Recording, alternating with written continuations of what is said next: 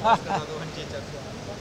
पहा की काल आमदारांची बैठक झाली, आज खासदारांची बैठक आहे. कारण उद्यापासून विधानसभेचं अधिवेशन आहे आणि साधारण 8 दिवसांनी लोकसभेचं अधिवेशन म्हणजे संसदेचं अधिवेशन. तर त्या संदर्भात आमदारांना खासदारांना एक दिशा मिळावी म्हणून अशा प्रकारच्या संसदीय पक्षाच्या बैठका पक्षप्रमुख घेत असतात. तशी ती काल झाली. नक्कीच की विधानसभेतल्या विरोधी पक्षनेतेपदावर शिवसेना आपला, मी दावा म्हणणार नाही, आपला हक्क जो आहे तो सांगणार आहे. आमदारांची संख्या जरी कमी असली तरी नियमात आणि घटनेत असं कुठेच लिहिलेलं नाही की विरोधी पक्ष नेत्याशिवाय संसद आणि लोकसभा चालावी. शिवसेनेचं बळ 20चं आहे. याआधी यापेक्षा कमी संख्या असतानाही विरोधी पक्ष नेतेपद अनेकदा मिळालेलं आहे. आमचा एकत्रित संख्या साधारण 50च्या वर आहे. त्याच्यामुळे सरकारनं खास करून विधानसभा अध्यक्ष जे आहेत काल आणि आज तेच आहेत, त्यांना घटना, संविधान, लोकशाही याच्याविषयी नक्कीच जाण असायला पाहिजे आणि ते या विधानसभेत विरोधी पक्ष नेतेपदाची जी आमची भूमिका आहे ती मान्य करतील.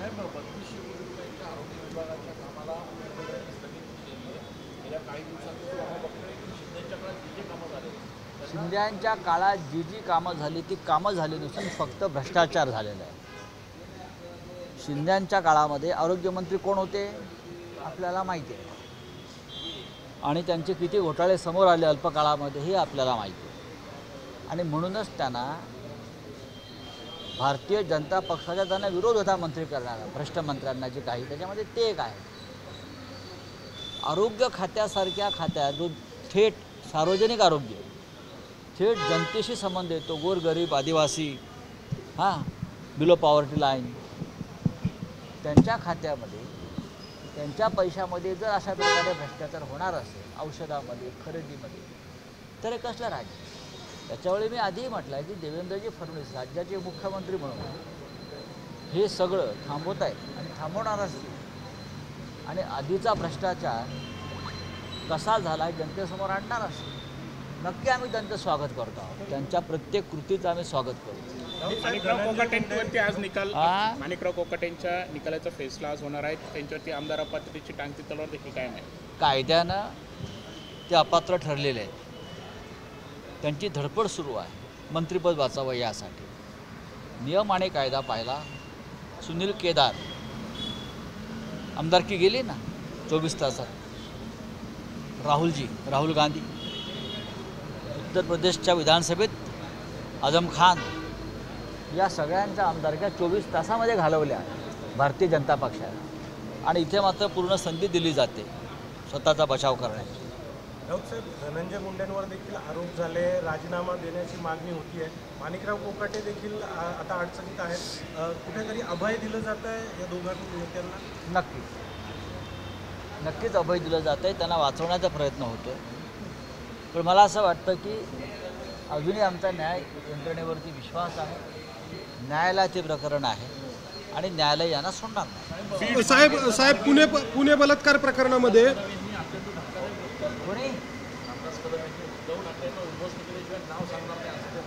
बरं करू द्या. त्यांच्या आयुष्यातलं जर ते ध्येय असेल तर त्यांनी जरूर प्रयत्न करावा.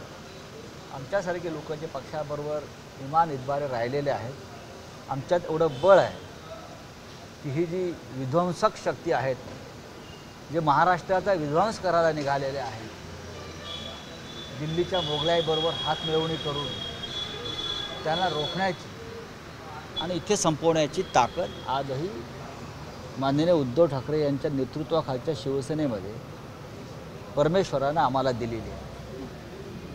हे तुमचं जे फडफड नाही तात्पुरतं आहे. सत्ता आहे म्हणून तुमचं फडफड नाही.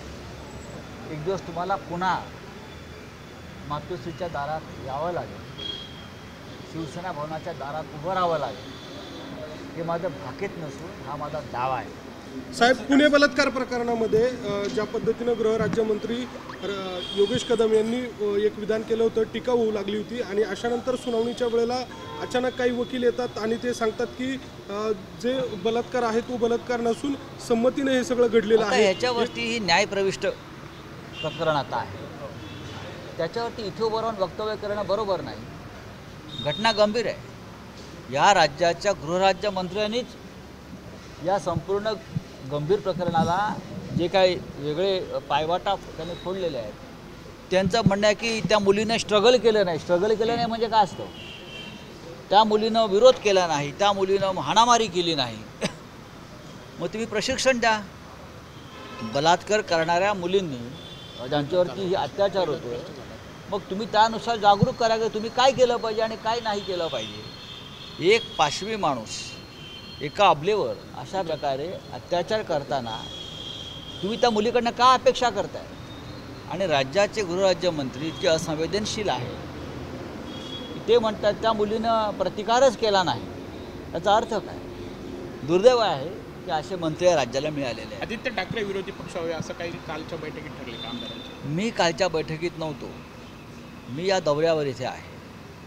ही पक्ष संघटनेची बैठक होती उत्तर महाराष्ट्रासंदर्भात आणि साधारण याच महिन्यामध्ये असं ठरलेलं आहे की नाशिकमध्ये शिवसेनेचं विभागीय शिबिर घेण्यासंदर्भात आमचा निर्णय झाला. उत्तर महाराष्ट्रामध्ये 2 विभागीय शिबिर आम्ही घेत आहोत.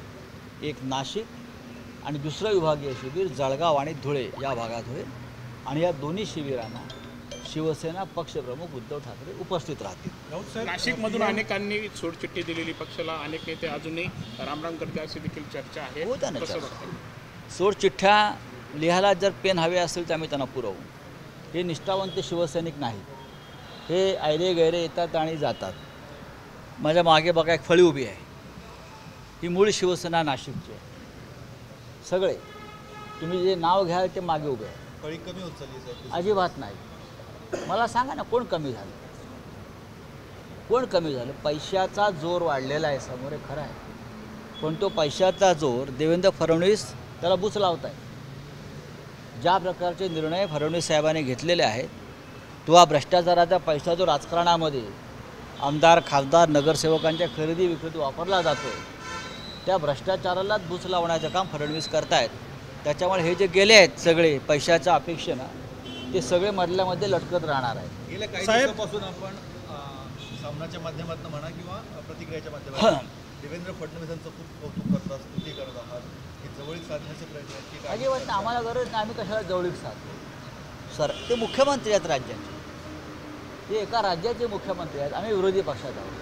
विरोधी पक्षाचं हे काम नाही की उठ सकाळपासून त्यांच्यावरती आम्ही टीका करत राहावं विधानसभेत, लोकसभेत, राज्यसभेत. ज्या उत्तम गोष्टी घडत आहेत या राज्यामध्ये, तर त्याच्याविषयी अत्यंत चांगल्या पद्धतीनं भूमिका मांडायला काहीच हरकत नाही. ह्यालाच लोकशाही म्हणतात ना.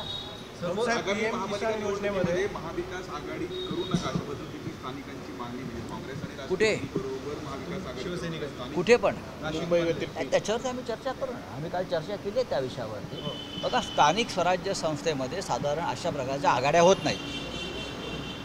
स्थानिक स्वराज्य संस्थेमध्ये प्रत्येक पक्षाचे कार्यकर्ते मोठ्या प्रमाणात असतात आणि प्रत्येकाला संधी हवी असते. त्याच्यामुळे लोकसभा आणि विधानसभा फार तर अशा आघाड्या होतात.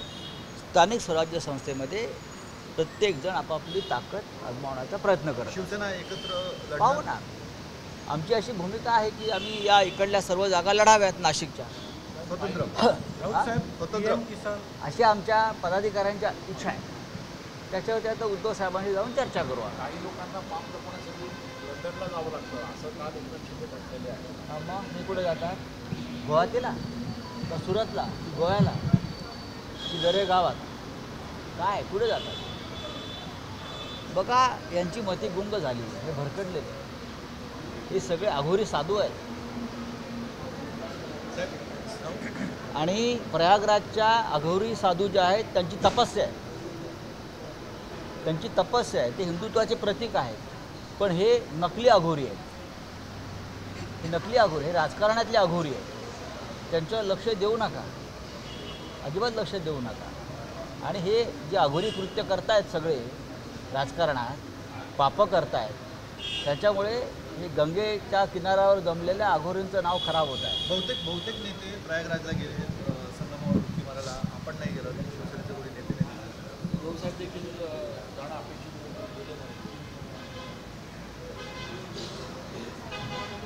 प्रश्न चांगला आहे तुमचा. सरसंघचालक मोहनराव भागवत गेले होते. सरसंघचालक मोहनराव भागवत गेले होते. आम्ही त्यांना फॉलो करतो. तुम्ही त्यांच्यावर टीका पण करता. ते आमच्यावर करतात.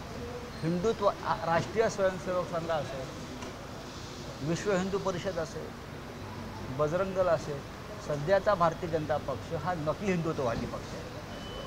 आणि त्यांच्याबरोबर हे सगळे आहेत, हे शिंदे फिंदे बिंदे, बरं का, हे डुप्लिकेट लोक आहेत. त्यांनी आम्हाला हिंदुत्व शिकवू नये.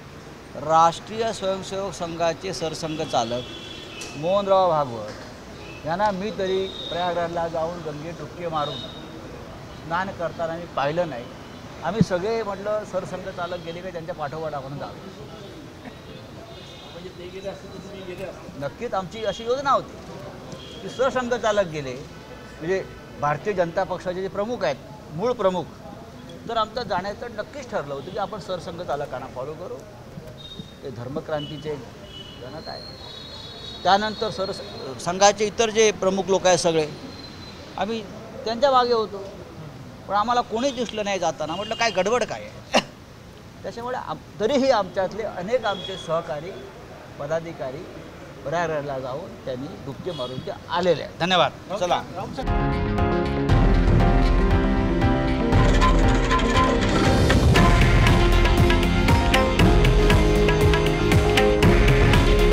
हे आहे देशातील नंबर 1 न्यूज नेटवर्क आणि आपण पाहत आहात TV9 मराठी. काळजी तुमची, हित महाराष्ट्राचं.